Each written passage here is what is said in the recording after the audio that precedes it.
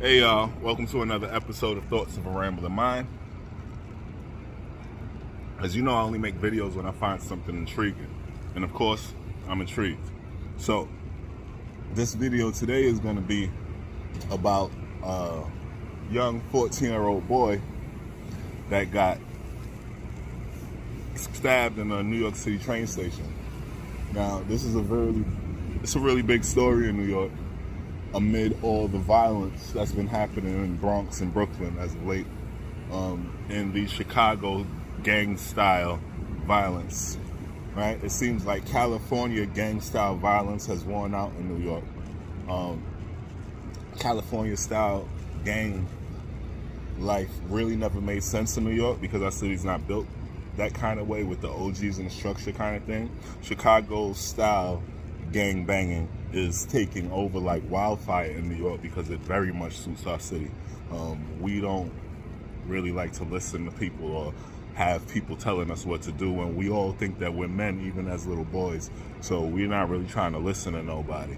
So New York is more suited for the Chicago style of gang banging, and that's why it's taking over California style of gang banging in our city, and it's spreading like wildfire.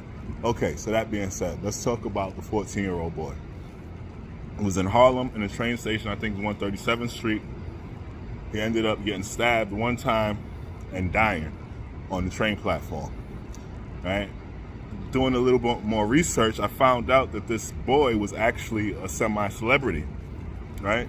His name was Notti Osama, and he was one of these drill rappers that was, smoking op packs and making diss songs about the violence acts that they've committed against their enemies, right?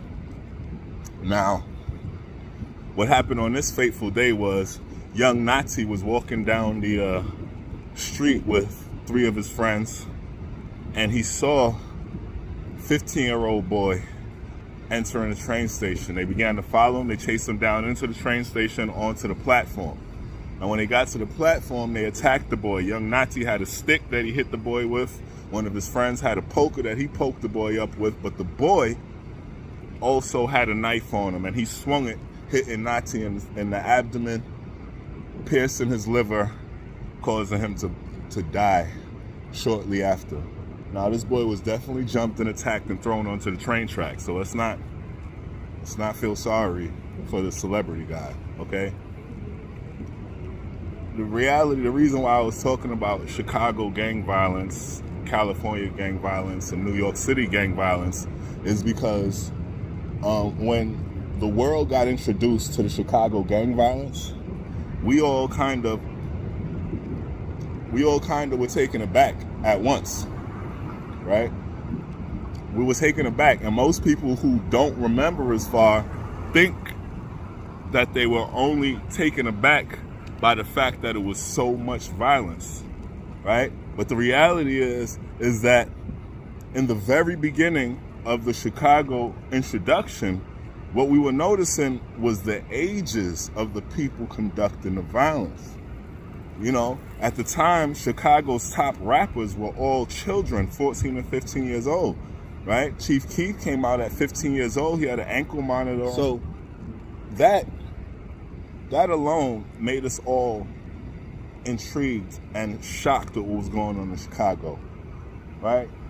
Young Notti reminds me of Lil JoJo's death.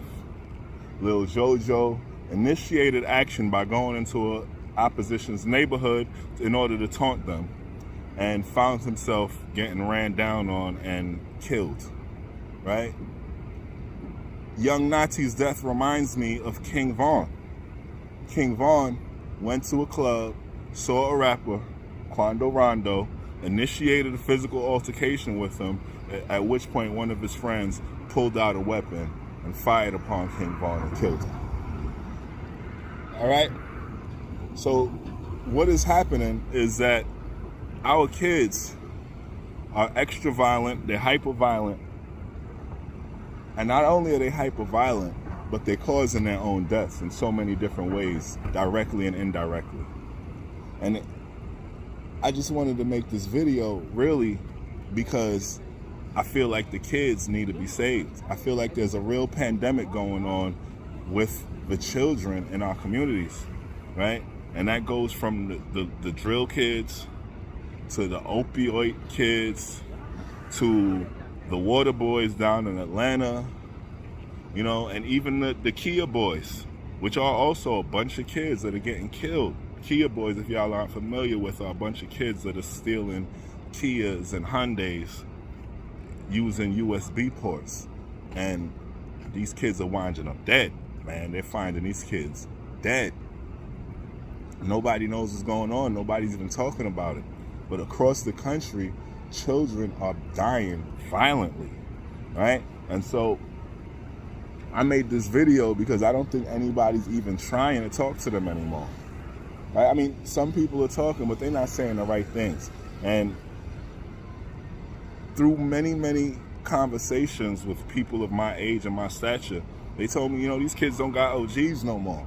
And they don't even listen if they did have OGs, right? So you know what? I'm gonna go ahead and give y'all first OG lessons, you little dumb motherfuckers. Let's talk about it, right?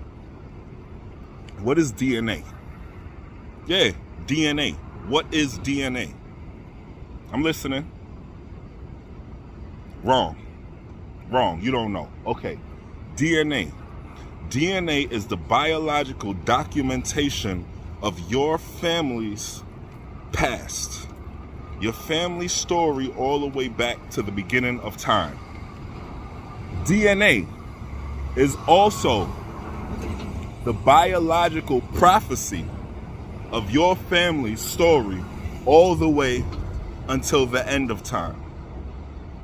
So from the past until now, from the beginning of time until now, present, your DNA represents your family story. And from the present until the end of time, your DNA will represent the prophecy, the hopes, the dreams, the goals, the opportunities for your family. So let me ask you this. If you die before you have children, what was your purpose on earth? If you die before you pass your DNA on, what did you do for your family? If you die before you pass your DNA, your entire family's history and their entire story ends with you. Y'all think about that for a minute.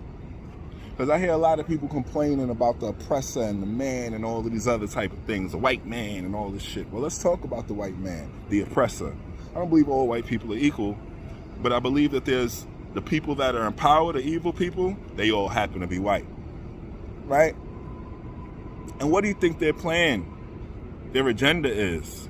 Why are there abortion clinics all over our neighborhoods? Why do the jails take our males at an alarming rate? Why are you young idiots killing each other left and right, taking your DNA off the planet?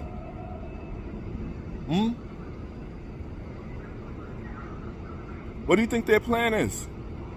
Their plan is to stop your DNA, to stop your family story from going into the future, going in towards the ends of time. Do I know why that is their plan? No. But I know that that is their plan. And I want to know who you guys are working for. Huh? You little dumb motherfuckers that swear y'all are so tough, but run from the police. Who you working for?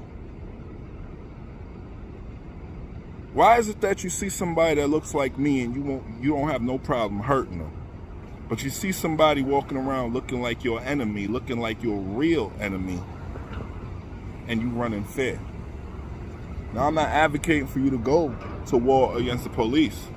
I'm advocating that you do whatever it is that you need to do to ensure that your DNA goes on to the next generation. Not for you. You are not important in the grand scheme of things. Neither am I. In the grand scheme of things, the only thing that's important is that our people live on. Whether you're black or Hispanic, our people have been under severe biological, genetic attack. There's a war on our lineage. There's a war on our creations, our history, and there's a giant war on our future. And I would like you young motherfuckers to please stop participating. Okay? We need you. You need you to be alive. But you don't just need you to be alive. You need your brother to be alive. You need your ops to be alive. Stop killing your ops. You need them. Stop killing your ops. That DNA is important. Anyway, those are my thoughts of a rambling mind. I'm not going to preach to y'all all night. Like, share, subscribe. Leave some comments in the comment section, man. Let me know I'm doing a good thing. I feel like I'm wasting my time. Anyway, I'm out.